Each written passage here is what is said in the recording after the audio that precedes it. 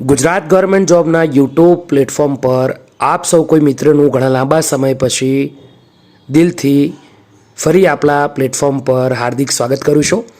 આજની વિડીયોમાં દોસ્તો ઓફિશિયલ જે મહત્ત્વપૂર્ણ અપડેટ આવી છે ગુજરાત પોલીસ ભરતીને લઈને તેના વિશે ડિસ્કશન કરીશું અને ખાસ ધ્યાન રાખો આ જે ભરતીની અપડેટ આવી છે તે ઓફિશિયલ અને સંપૂર્ણપણે 100% સાચી છે, એટલા માટે જ આનો વિડીયો બનાવી રહ્યો છું। આગળ વધીશું દોસ્તો, સમયનો વેસ્ટ ન કરીએ। ગુજરાત પોલીસ ભરતી બોર્ડની ઓફિશિયલ જાહેરાત સ્ક્રીન પર અવેલેબલ છે। બની શકે કે ઘણા મિત્રોને આના વિશે ખબર પણ હોય। જે મિત્રોને ખબર છે બીજા સુધી પહોંચાડી શકે છે, જે મિત્રોને ખબર નથી તે મિત્રો સંપૂર્ણપણે આ વિડીયોને જોવે। આગળ વધીએ। ગુજરાત પોલીસ દળ વર્ગ 3ની જગ્યાઓ સીધી ભરતીથી ભરવા માટેની આ જાહેરાત છે। ગુજરાત પોલીસ દળમાં વર્ગ 3 સંવર્ગની નીચે મુજબની કુલ 13,591 ખાલી જગ્યાઓ છે, જેની ભરતી નિયમો મુજબ સીધી ભરતીથી ભરવા માટે ગુજરાત પોલીસ ભરતી બોર્ડ દ્વારા ફક્ત ઓનલાઈન અરજીઓ મંગાવવામાં આવી છે। એટલે કે આ જે ભરતી છે તે ઓનલાઈન માધ્યમથી અરજી કરી શકાય છે। કુલ 13,591 ખાલી જગ્યાઓ છે। પોલીસ સબ ઇન્સ્પેક્ટર કેડરની વાત કરીએ એટલે કે પીએસઆઈની, તો આ ભરતીનો જાહેરાત ક્રમાંક GPRB/2025-26/1 એટલે કે આ ભરતીનો જીપીઆરબી પ્રમાણે ગુજરાત પોલીસ રિક્રુટમેન્ટ બોર્ડ પ્રમાણે પહેલા નંબરની આ વર્ષ 2025-26ની જાહેરાત છે। આ ભરતીના સંવર્ગની વાત કરીએ તો બિન હથિયારી પોલીસ સબ ઇન્સ્પેક્ટર એટલે કે પીએસઆઈ માટે 659 જગ્યાઓ છે, 659 જગ્યાઓ છે હાલમાં ખાલી જગ્યા ઉપલબ્ધ છે। બીજી અપડેટ કરીએ દોસ્તો હથિયારી પોલીસ સબ ઇન્સ્પેક્ટરની, તો આ ભરતીની વાત કરીશું। 129 જગ્યાઓ હાલમાં અવેલેબલ છે જે વેકેન્ટ છે।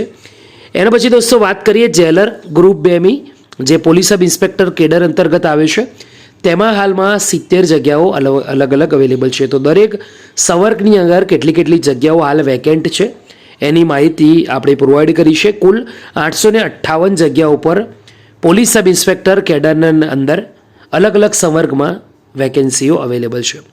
એના પછી દોસ્તો પોલીસ સબ ઇન્સ્પેક્ટર કેડરની એજ્યુકેશન ક્વોલિફિકેશન ગુજરાતીમાં કહીએ તો શૈક્ષણિક લાયકાત નીચે મુજબ રહેશે।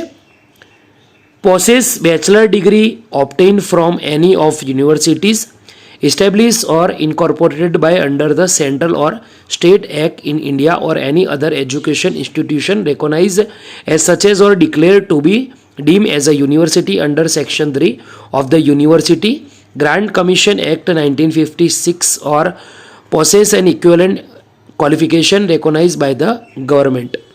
दोस्तों કોઈપણ શાખામાં એટલીસ્ટ બેચલર ડિગ્રી મેળવેલી હોવી જોઈએ અથવા તો એને સમકક્ષ લાયકાત હોવી જરૂરી છે। તો પોલીસ સબ ઇન્સ્પેક્ટરના અંદર દોસ્તો આ છે મિનિમમ એજ્યુકેશન ક્વોલિફિકેશન જે તમારા પાસે હોવું જરૂરી છે, તો જ આ ભરતીના અંતર્ગત તમે મિત્રો અરજી કરી શકશો। તો આ થઈ પોલીસ સબ ઇન્સ્પેક્ટર કેડરના ભરતીની વાત। એના પછી વાત કરીશું મહત્વપૂર્ણ ભરતી જે લોકરક્ષક કેડરની છે। લોકરક્ષક કેડરના અંદર દોસ્તો વાત કરીએ તો GPRB Gujarat police recruitment board 2025-26ની વાત થઈ રહી છે। જાહેરાત ક્રમાંક 1 છે। અહીંયા અલગ અલગ સંવર્ગની વાત કરીએ જેમ પોલીસ સબ ઇન્સ્પેક્ટરમાં હતું એ પ્રમાણે અહીંયા સૌથી પહેલો જે સંવર્ગ છે તે છે બિન હથિયારી પોલીસ કોન્સ્ટેબલ। દોસ્તો તેના અંદર સૌથી વધારે લગભગ જગ્યા લાગી રહી છે 6,942 જગ્યાઓ।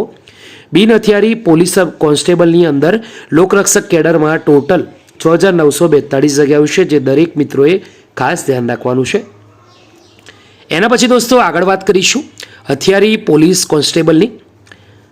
આ સંવર્ગની અંદર વાત કરીશું 2,458 જગ્યાઓ પર લોકરક્ષક કેડર અંતર્ગત હથિયારી પોલીસ કોન્સ્ટેબલની ભરતી થનાર છે, તો આ બાબતે પણ મિત્રોએ ખાસ ધ્યાન રાખવાનું છે। ત્રીજું છે હથિયારી પોલીસ કોન્સ્ટેબલ જે SRPF અંતર્ગત અહીંયા લખવામાં આવેલું છે। અહીંયા 3,002 જગ્યાઓ પર વેકેન્સી છે। એના પછી દોસ્તો વાત કરીએ અહીંયા સિપાહીની વાત થઈ રહી છે, તો સૌથી પહેલાં જેલ સિપાહીમાં પુરુષોની એકવાર વાત કરી લઈશું આપણે। જેલ સિપાહી પુરુષોના માટે લોકરક્ષક કેડરના અંદર 300 જગ્યાઓ પર ભરતી છે, જ્યારે જેલ સિપાહી મહિલા અથવા મેટ્રનની વાત કરીએ તો અહીંયા 31 જગ્યાઓ પર ભરતીની જાહેરાત આવી છે।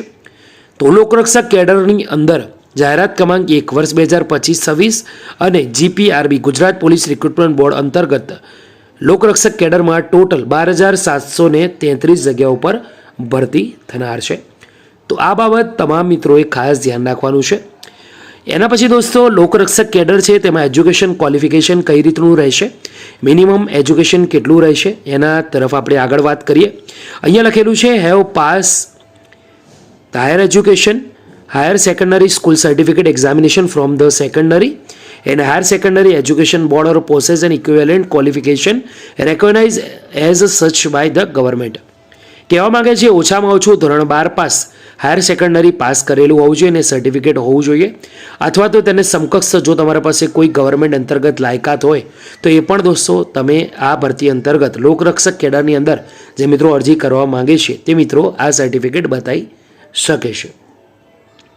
એના પછી દોસ્તો અહીંયા સૂચનાઓને થોડીક સમજી લઈએ.